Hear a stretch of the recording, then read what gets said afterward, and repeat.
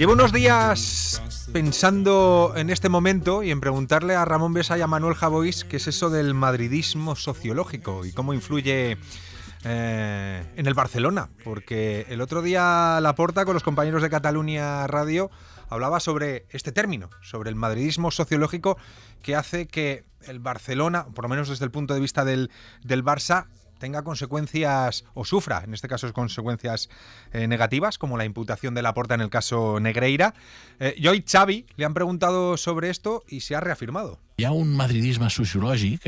Hay un madridismo sociológico en los distintos centros de poder de la capital que tiene mucha fuerza y eso el Barça se lo ha encontrado siempre. Yo he competido contra este madridismo sociológico y además hemos ganado. Sufrieron mucho cuando yo fui presidente y lo ganamos todo. Y ahora tienen miedo de que se pueda repetir. I ara tenen por de que es torni a repetir. És un tema de tirar de hemeroteca, no? El Villarato, no? El dòping, doncs és una realitat. Amb el president al 100%. És així sempre, sempre.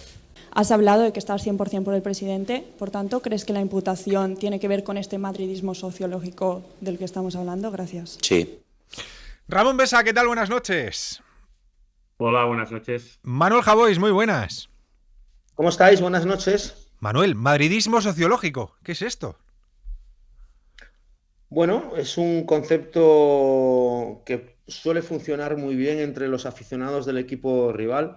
Efectivamente, en la capital de España hay centros mediáticos, como quieras llamarlos, que desde luego tienden más al Real Madrid que al Barcelona. Lo que no sé es si en Barcelona hay centros mediáticos que tiendan más al Real Madrid que al Barcelona. Lo que no sé es si existe el madridismo sociológico en Madrid, si también existe el barcelonismo ideológico en Barcelona. Tengo la impresión de que existe bastante más en Barcelona que en Madrid, donde se reparten un poco más las hostias. Pero en cualquier caso, cuando hay algún problema, cuando hay algún conflicto, cuando hay alguna polémica, ese concepto siempre suele arreglarlo todo, tanto el madridismo sociológico como el nacionalmadridismo, como el... En fin, creo que forma parte de la guerra de discursos, de la guerra discursiva, no forma parte de la guerra futbolística, que ahí hay otras cuestiones. Pero el estado mediático, que yo creo que cuando hablan del madridismo sociológico se refieren al estado mediático, se refieren a los medios, se refieren a la presión, se refieren a la influencia, se refieren al palco del Bernabéu, que es un lugar en el que, como tú bien sabes, va gente muy poderosa. No como en el Barcelona, que siempre invitan a los principales responsables de las ferreterías de Barcelona y de las paraguerías y de los negocios menos bollantes de la capital. Mira, los palcos son centros de poder cualquiera. Y en los palcos siempre hay influencia. Otra cosa es que esa influencia, que puede tener un resultado o puede tener una consecuencia en el ejercicio empresarial de cada uno, tenga un reflejo en el campo. Y en el campo, de momento, lo único que se está investigando es qué ha pasado con los pagos a ese segundo del comité arbitral y que no afecta precisamente al Real Madrid. Ramón, ¿a ti qué te parece? Bueno, primero es un término, desde mi punto de vista, evolución de otro que se llamaba nuñismo sociológico. Es decir, el concepto sociológico no solo se puede referir respecto a lo que es el Madrid, sino también respecto a lo que significaba Núñez y el control que tenía Núñez en un determinado momento sobre los socios, los peñistas y los que votaban. Es decir, cuando tú controlabas el club o lo controlaba Núñez, era muy difícil que Núñez dejara de ser presidente. Trasladado ahora, y hay que entenderlo porque el primer que combatió el nuñismo sociológico fue Laporta, entiendo que ahora lo que se plantea es combatir al madridismo sociológico. Madridismo sociológico viene a decir, desde como yo lo entiendo, de que el Madrid tiene mucho más poder que el Barça, no solo mediático, no solo político, judicial o como le queramos llamar. Llamo judicial porque todo eso se ha desatado después de la imputación de Laporta. En Barcelona se entiende, yo creo que con una parte de razón, de que lo que se está es instruyendo el caso. O sea, no es que se esté celebrando un juicio y cada paso que da el juez, cada paso que da respecto a lo que le puede ocurrir al Barcelona es jaleado, digamos, desde Madrid, o la mayoría de medios de Madrid, ¿no? Lo digo porque, por ejemplo, el caso del cohecho continuado e imputar a Laporta no deja de ser una opinión de un juez que está instruyendo un caso y que va en contra es contrario a lo que pensaba la Fiscalía y a lo que piensan muchos abogados. Recuerdo la intervención de algunos penalistas en la propia SER diciendo que este caso no llegaba, que entendían que difícilmente el cohecho iba iba a traer, iba a prosperar. Sí. Y a partir de ahí, cuando Laporta se sintió señalado, diciendo de que, bueno, la pregunta era si Laporta tenía que dimitir, acompañada de la intervención del secretario de Estado o del presidente del Consejo Superior de Deportes, Víctor Sí. Francos, que dijo yo sí que hubiera dimitido, tendría que dimitir seguramente porque es un cargo público, no ocurre lo mismo que el del Barça.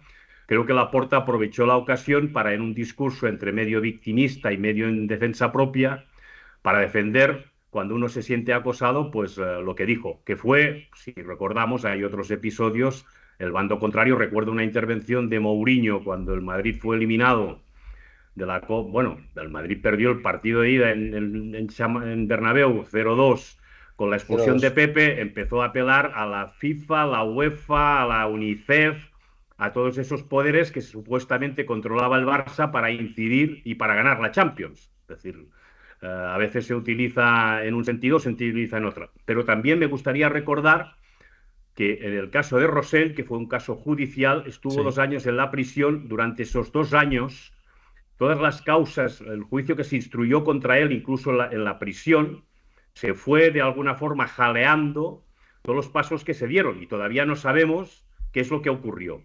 Con eso no estoy diciendo de que el Barça no tenga que pagar por la responsabilidad o por lo que hizo mal. Lo hemos defendido siempre y yo lo he dicho siempre en este programa, que se paguen 7 millones de euros a un vicepresidente del comité de árbitros me parece punible y sancionable. No sé si deportivamente, no sé si penalmente, no sé en qué sentido. Para eso está la justicia.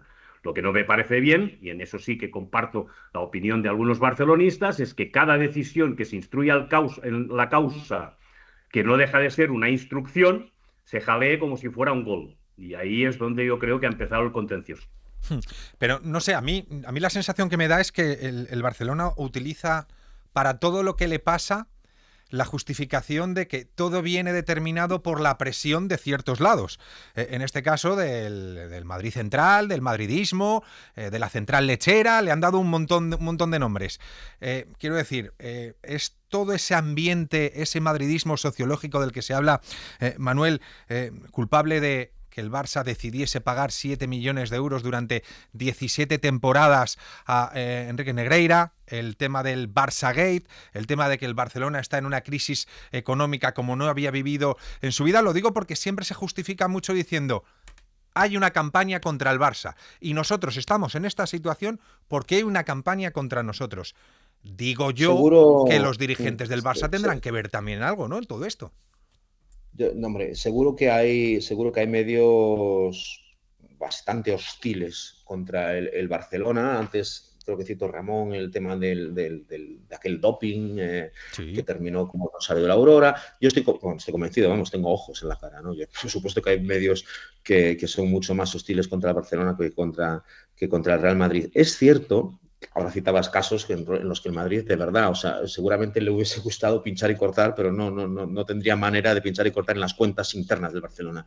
Yo estoy convencido de que en el Barcelona, como en Madrid, como cualquier club grande, hay facciones internas, hay oposición a la junta directiva. ¿Qué es lo que une a todo el barcelonismo? ¿Qué es lo que une a todo el madridismo? El antibarcelonismo y el antimadridismo. Hay problemas. Hemos metido la pata en algo, se nos ha destapado un escándalo, los jueces están investigando lo que sea. Antimadridismo. ¿Quién está en contra de eso? ¿Quién se va a poner en contra? ¿Quién se va a poner a favor del Real Madrid? ¿Quién se va a poner en el bando del Real Madrid para atacar a Laporta? Nadie. Puedes atacar a Laporta desde otros flancos, pero no vas a atacar a Laporta de la mano del Real Madrid, ¿no? Si Laporta dice que todo esto es culpa del Real Madrid, de repente cualquier crítica de Laporta será considerada como un alineamiento con el club blanco. Por lo tanto, como recurso me parece inteligente. Es decir, y esto lo ha hecho también el Real Madrid en otras ocasiones, no me parece descabellado. Oye, tenemos un problema, hemos metido la pata, este fichaje se nos ha ido de las manos, es que el Madrid apretó por no sé dónde, el Madrid le ofreció no sé cuánto bajo cuerda, lo que sea, estoy hablando al pedo, no estoy diciendo nada concreto. Pero efectivamente, cuando ocurre eso, pues la gente, la masa social, el socio e incluso la oposición a Laporta, que es más barcelonista o tan barcelonista como Laporta, dirá contra el Madrid siempre. Por lo tanto, el madridismo sociológico, el madridismo mediático, el madridismo judicial y el madridismo que empapa todas las capas de la sociedad y que justifica cualquier posible error, cualquier tropelía o cualquier metedura de pata nuestra. Insisto, como presidente, bien, o sea, claro, por supuesto, que cada uno tiene que tener la estrategia que tiene que tener para tener consigo al socio, ¿no? Y no es exclusivo del Barça, ¿eh? No es exclusivo del Barça. Le está tocando a Barcelona porque están aprietos. Pero cuando ha habido problemas en otros clubes, de repente hay que buscar un enemigo común. Se ven los partidos políticos, se ve en cualquier esfera de la sociedad. Sí, estoy completamente de acuerdo con Manuel, lo que acaba de decir, que ahora mismo hablamos del Barcelona porque es el que está en esta situación, pero que no ha sido el primer equipo que utilizaba esto. Perdona, Ramón, decías. No, quiero decir de que no olvidemos que la noticia fue difundida por Ser Cataluña, por Radio Barcelona. Sí. Es decir, no es una noticia que salga de Madrid, eso también lo tenemos que decir. Se puede hablar, o sea, cuando el Barça o cuando el presidente del Barça se refiere al nuñismo al madridismo sociológico, no quiero pensar que se refiere a Radio Barcelona y a la cadena SER, a la gente que está en Barcelona. Oye, sí, igual hay más madridistas ahí de los que pensáis, Ramón. No, pero quiero decir de que, a ver, el problema que tenemos el periodismo desde hace mucho tiempo y desde mi modesta manera de ver es que más que periodismo deportivo hacemos periodismo de club, un periodismo de trincheras, sí. Que eso se ha trasladado a la política. De alguna forma la política se ha futbolizado y en esas trincheras pues es muy difícil intentar ser ecuánime o tener una visión, digamos, no contaminada. Creo que en este caso la prensa de Barcelona, mucha prensa de Barcelona, que puede pensar si hay más madridismo sociológico o no, ha sido crítica con lo que ha ocurrido el Barça. Recuerdo editoriales pues de La Vanguardia, del periódico, de emisoras de radio, diciendo que lo que ha hecho el Barcelona es punible. Lo que se está en contra es que cada vez que hay una acción que instruye el caso, se aprovecha pues para abrir los periódicos, abrir los programas y chiquear y volver a recordar lo que está pasando, cuando que lo de momento que está ocurriendo es instruyéndose el caso, no se está celebrando el juicio. Eso es lo que yo me refiero. Entonces, a partir de aquí yo creo que sí que toda la gente se vuelve muy visceral. Es decir, que el juez diga que se añade el cohecho y que es imputable Laporta, no deja de ser la opinión de un juez que es instructor. No es que haya empezado el juicio y sea acusado ya de que Laporta ha hecho cohecho. Eso es lo que quiero decir, es que a veces confundimos los términos. Intento ser, o sea, partiendo de que creo que el Barça ha cometido un no sé si un error, un delito, o como se va a calificar. Sí, eso ya lo dirá la justicia ordinaria, ya lo dirá. Pero tenemos que separar los temas, creo yo.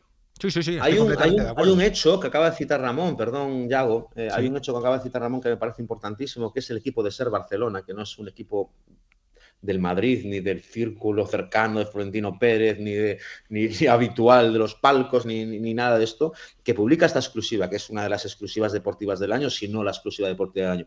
Y para publicarla tienen que aguantar muchísimos ataques de aficionados que consideran que esa información es un ataque. Es información, ojo, no es opinión. Yo hago te están opinión, atacando por hacer, te están atacando, Manuel, por hacer tu trabajo, que es muy fuerte. Pero si haces información y pones los papeles encima de la mesa y pones el foco y dices, estos son los hechos, yo no opino, la gente tiene que decir, hostia, pues han desvelado algo. Si tú eres de ese club, tienes que decir, oye, gracias por revelar esto. Bueno, pues se han expuesto, se están exponiendo, porque siguen encima de ellos, ataques brutales, simplemente por el hecho de que no se considera un medio hostil, no se considera un medio enemigo, cuando lo que han demostrado es ser un medio independiente. Ninguna razón para pensar que tenemos esta información, no la vamos a publicar porque nos va a causar problemas con nuestros oyentes. No, somos periodistas antes que nada. Yo, perdona, un apunte rapidísimo personal. Hace mucho tiempo trabajaba en El Mundo. Bueno, el Mundo ha publicado muchas cosas, se ha dejado de publicar muchas otras. No sé si ha dejado de publicar tantas, pero ha publicado muchas historias. Y en aquel momento publicó, ¿sabes qué? La famosa historia de Bárcenas. Había publicado una entrevista con Bárcenas y tal. Esa información, la publicación de esa historia, le quitó lectores al Mundo. Una de las grandes exclusivas del Mundo, en aquel momento ya, le quitó lectores. ¿Por qué? Porque los lectores estaban queriendo algo que les diese razones para sus argumentos o para sus posicionamientos ideológicos o discursivos. Y de repente una información de un supuesto medio amigo les jodió la vida. Y de repente le dieron la espalda. En vez de decir, hostia, ¿qué trabajo habéis hecho? Qué bien, qué maravilla, qué trabajo de investigación, habéis conseguido esto. No recuerdo la exclusiva, sé que se las repartieron entre algunos medios, esa exclusiva era una exclusiva muy gorda y esa exclusiva sentó muy mal a los lectores del periódico que la había publicado porque no iba contra lo que ellos consideraban un objetivo legítimo, sino contra un partido amigo para esos lectores.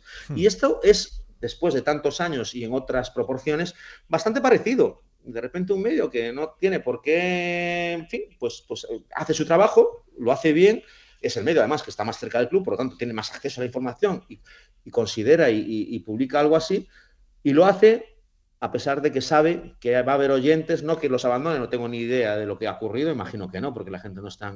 Pero sí es cierto que les está costando personalmente muchísimos ataques personales en redes sociales, en fin. Por hacer su trabajo han sido considerados enemigos del Barcelona. Sí, eso pasa cuando alguien acude a un medio de comunicación esperando escuchar lo que quiere escuchar y lo que es afín a lo que quiere escuchar. A buscar al piste. Dame el alpiste de hoy, por favor, que necesito argumentos para la discusión del VAR. Y voy a aprovechar... Cuando se encuentran con periodismo, que muchas veces se encuentran con efectivamente al piste, y de repente se desconciertan, porque dicen, esto yo no pago dinero porque me quites la razón, ¿sabes? Y digo que voy a aprovechar para decir que los compañeros de Radio de Ser Cataluña son unos profesionales como la copa de un pino, que han hecho lo que tenían que hacer, que están sufriendo hasta día de hoy ataques que no se pueden consentir de ninguna manera por gente que pretendía que por ser Radio Barcelona o Ser Cataluña no se pudiese desvelar una información que tenía que ver con algo que podía perjudicar al Barcelona. Una información que, por cierto, voy a recordar que el propio Barcelona consideró y reconoció como que había sucedido. Es decir, que aquí no se hizo un juicio de valor. Ser Cataluña no dijo esto está bien, esto está mal, esto está regular, que luego ya eso entra dentro de la opinión. Lo que hizo Ser Cataluña fue decir, señores, aquí ha habido unos pagos durante 17 años de cerca de 7 millones de euros del Barcelona al vicepresidente del CTA. Unos hechos que el Barcelona reconoció. A partir de ese momento, la profesionalidad de los compañeros de Barcelona es intachable, innegable y de 10. Y el que busque otra cosa, que vaya a buscar otro lado. El que busque periodismo e información contrastada, que siga escuchando a los compañeros de Radio Barcelona. El resto, chau chau y pamplinas. Lo único que tengo que decir. Exactamente, Iago, pero tú has sentado muy bien lo de los hechos. Lo que decía antes Manuel, el hecho es este. Claro. Que el Barça ha pagado 7 millones, por lo tanto, a partir de aquí lo demás es especulación. Como se está instruyendo la causa, lo que piensan los periodistas, los que si hay por aquí, si el presidente dice que hay madridismo sociológico, si el otro dice que el presidente del Sevilla que no se sienta en el palco porque le parece lo más grave, eso cada uno tendrá su estrategia. Pero de momento, lo que ha pasado, que a mí también me parece de alguna forma cuestionable, es que el Barça ha dicho no vamos a hacer nada porque no se va a poder demostrar nada. ¿Es legal? ¿Es legítimo? Sí, evidentemente. Ahora, otra gente, pues lo que intentaría es depurar responsabilidades, dar una explicación en qué consistió exactamente esto. Sí. Seguramente el Barça, pues prefiere, no, pues como no lo podrán demostrar, pues entonces nosotros nos saldrá con la nuestra. Esto está provocando un desgaste institucional muy grave. Veremos. Y ese desgaste hace que influya, pues por ejemplo, con el equipo. Claro, a Xavi no es lo mismo ir a jugar a Granada y escuchar en Los Cármenes Negreira, Correcto. que ir a jugar tranquilamente. No es lo mismo. Pero si te aplauden o no te aplauden. Es decir, hay unas consecuencias que son lógicas de los hechos, no de las opiniones. Entonces, lo que hay que andar con cuidado, o lo que cada oyente, cada telespectador o cada lector, en el medio en que esté, con qué ánimo acudirá al campo, qué es lo que le va a pedir al equipo, cuál va a ser su recurso, porque si luego acabamos con eso en el periodismo de club y en el fanatismo, es cuando nos perdemos. Pero no debemos olvidar cuál es el hecho. El hecho está cobrado y constatado por Radio Barcelona, que como habéis dicho, y yo sé porque soy muy cercano, próximo y colaborador, desde una campaña que no os puedes llegar a imaginar de ratas, de todo lo que queráis. Eso es, son gente, ellos calcularon precisamente a lo que se exponían, porque la difusión de esta noticia es muy compleja, porque a diferencia de otras noticias, tú puedes tener un timing de las cosas que vas a dar después de la difusión de un primer scoop. Es decir, cuando tú das la noticia, claro, muchas veces se suceden pues más capítulos de la misma noticia, ¿verdad? Todos hemos trabajado en periodismo y lo hemos visto. Pues se da una noticia, a partir de aquí vas teniendo más munición. La munición que se ha sacado han sido de los juzgados, no propiamente, no había más recorrido. Por eso todavía es mucho más difícil de contar y de explicar y de contrastar, porque los pasos que se han dado han intervenido gente que está en juzgados y no propiamente en gente que maneja información deportiva exclusivamente.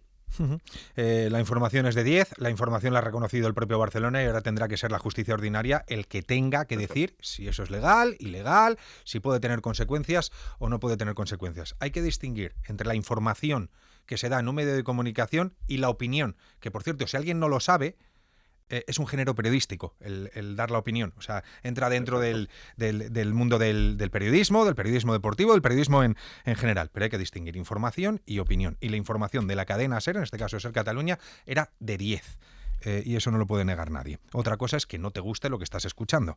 Pero quiero decir que las explicaciones las tiene que dar el Barcelona, no la cadena SER. Más cosas. Ramón, Manuel, vaya partidito que tenemos este fin de semana. Manuel, Sergio Ramos se enfrenta de nuevo al Real Madrid. Han pasado 18 años de la última vez que Ramos se enfrentó al Madrid. No sé si te acuerdas, fue un 14 de mayo de 2005. Aquel partido en el Ramón Sánchez Pizjuán, pues mira, aquel partido años, acabó 2-2, Ramos hizo el primero de falta. Hombre, se hace raro, ver a Ramos jugando contra el Madrid, o se va a hacer raro.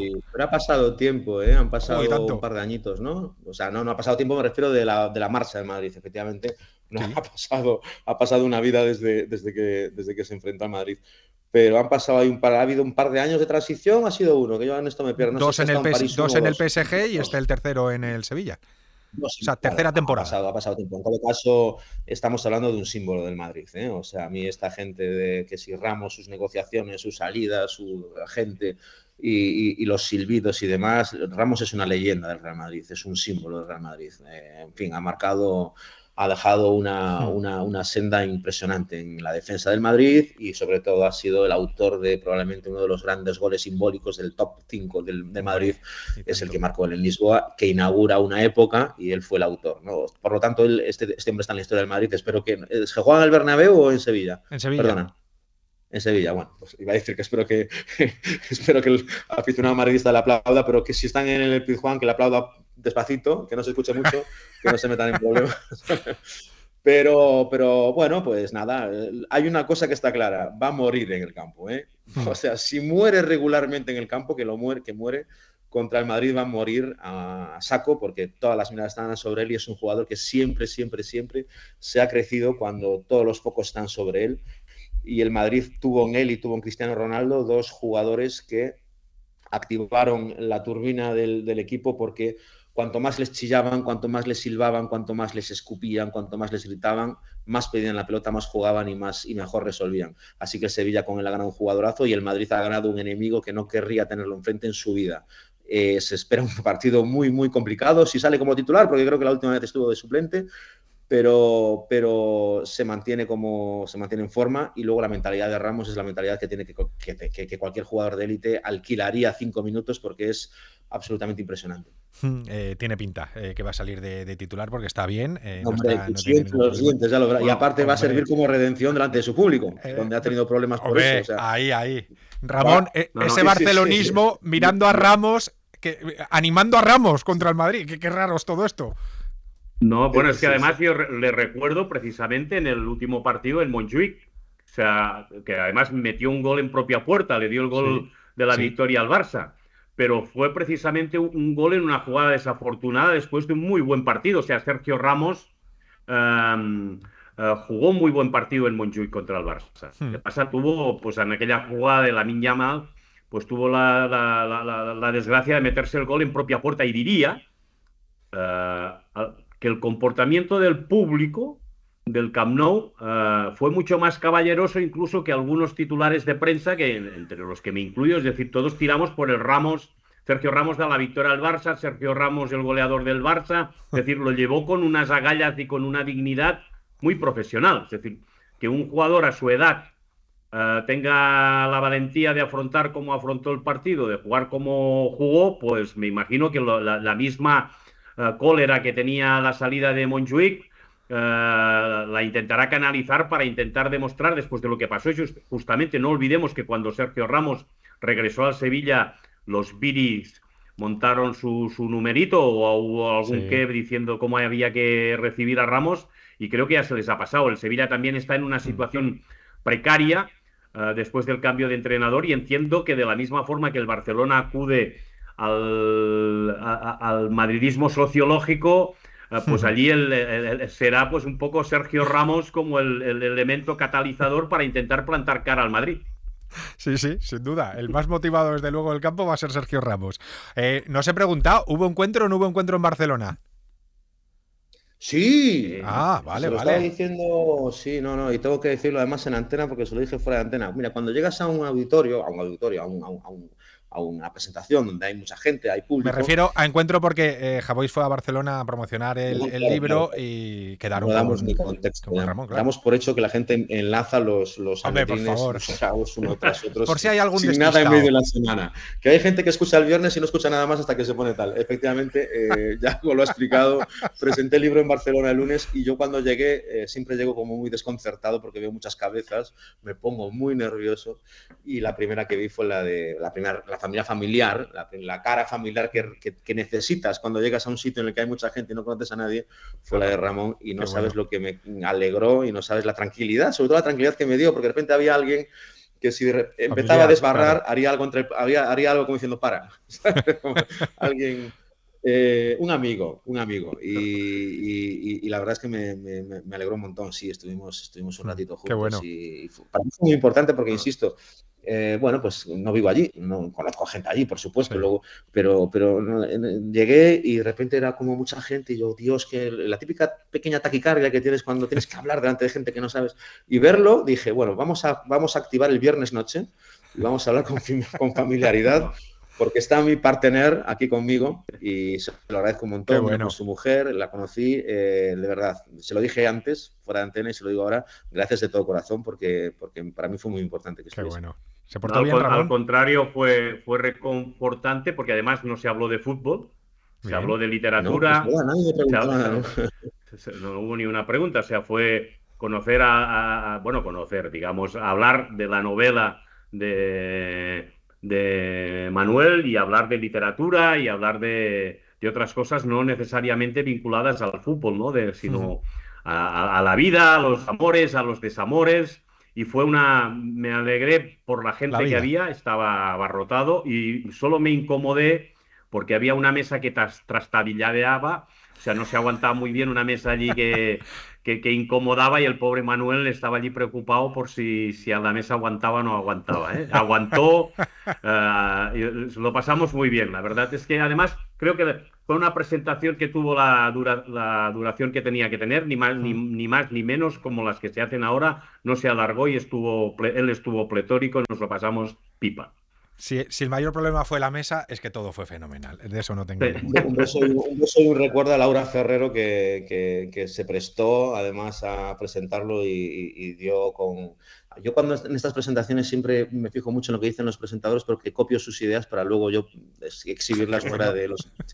Y Laura empezó con 3 ideas que en la vida se me ocurrió sobre el libro y dije, Laura, esto lo citaré un par de veces y luego ya lo haré mío. Y nada, un beso muy grande para ella porque me ayudó un montón y la presentación fluyó gracias a sus preguntas. Que no tenemos tiempo para más. Solo os voy a decir que he empezado el documental de Beckham y os lo recomiendo, que está muy bien, ¿eh? Creo que son 4 capítulos, es una miniserie. El primer capítulo además es bastante potente, o sea, bastante llamativo y os lo recomiendo. Que además ya sabéis que Beckham, al margen del futbolista, que muchas veces no se acuerda de lo gran futbolista que fue, todo lo que conllevaba lo que era fuera del terreno de juego y la atención mediática, social, bueno, de todo tipo, la verdad es que es una pasada verlo desde otro punto de vista y la cantidad de imágenes que tienen de aquella época, la verdad es que está muy bien, ¿eh? Yo lo recomiendo. Solo he visto el primer capítulo, pero me ha gustado. Así que nada, Manuel, Ramón, como siempre, un placer, cuidaos mucho, un abrazo muy fuerte y hasta la semana que viene. Un abrazo muy grande. Hasta la semana que viene, cuidaros, que vaya muy bien. Chao.